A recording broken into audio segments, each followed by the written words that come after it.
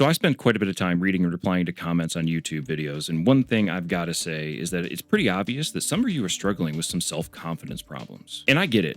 Getting involved in the tech industry can be extremely overwhelming. It seems like there's a mountain of things to learn, and there's no way you could possibly get through it all and call yourself an expert. You aren't alone in that feeling. I've been in this profession in some way, shape, or form for 20 years, and I still have times when I doubt my skills now compared to others out there. But if there's one bit of advice I could give you on this topic, it would be to stop calling yourself a noob or a beginner or saying that you don't know anything or are too dumb to do stuff or whatever other inventive self-deprecating thing you can think of today. You want to know why? Well, I started the early years of my career doing the exact same thing, and honestly wish somebody back then would have given me this same advice. So let me tell you a story about myself 15 years ago, so you can learn from my mistakes. Before I got a real job in the tech industry, I'd make websites for fun. I taught myself the LAMP stack and just made my own website in PHP that could look stuff up in a database. It wasn't easy, and because of that, I assumed I didn't know enough to get a real job in the field. I spent years working with crappy tech support jobs at cable internet companies and even delivered pizzas for a while just because I didn't believe in myself. At some point, while looking for another crappy underpaid job, I applied with a small tech company for a tech support job. This place was a small e-commerce company that sold closeout gadgets. In the interview for the tech support job, somehow the topic of web development came up. I just mentioned that I had made my own website before, and the owner of the company seemed to take a lot of interest. He said, "You know how to access a database using PHP?" I said, "Well, yeah."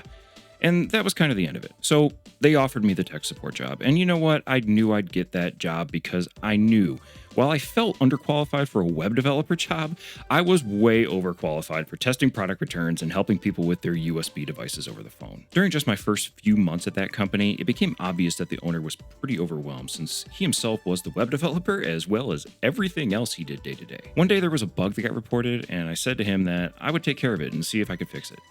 He didn't even hesitate. He gave me the access to the code, and eventually I fixed the bug. Eventually, over my 5 years at that company, I became the web developer.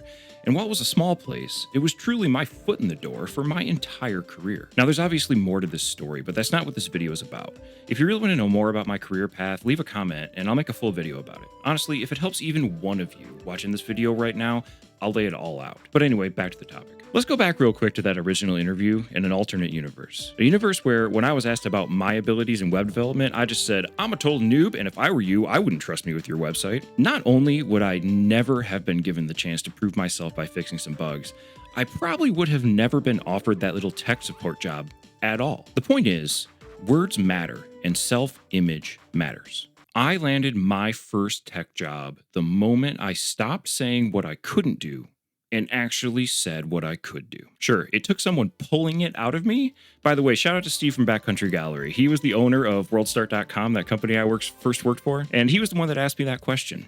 He now runs a successful nature photography business, and I'll put a link up to it in the corner there. My advice: noob is a relative term. You might not know everything, but you certainly know something, and you should be advertising what you know and not what you don't. Don't be like me in the early days.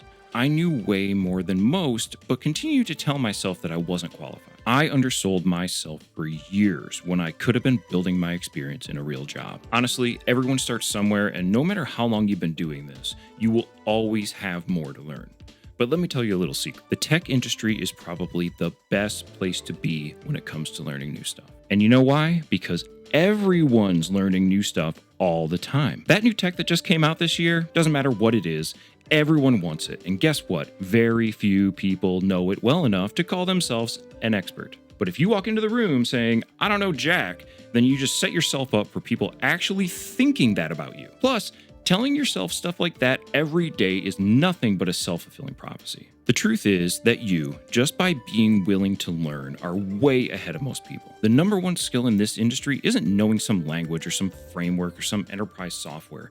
It's being able to learn and learn quickly. Just being here right now means that you are trying to better yourself. And you know, don't get me wrong, you should always be trying to better yourself, but that doesn't mean that your knowledge you have right now isn't enough to get you somewhere you deserve to be. So, for the sake of yourself and your future self, give yourself a chance and stop telling everyone that you suck. Do yourself a favor and go write down what you do know right now.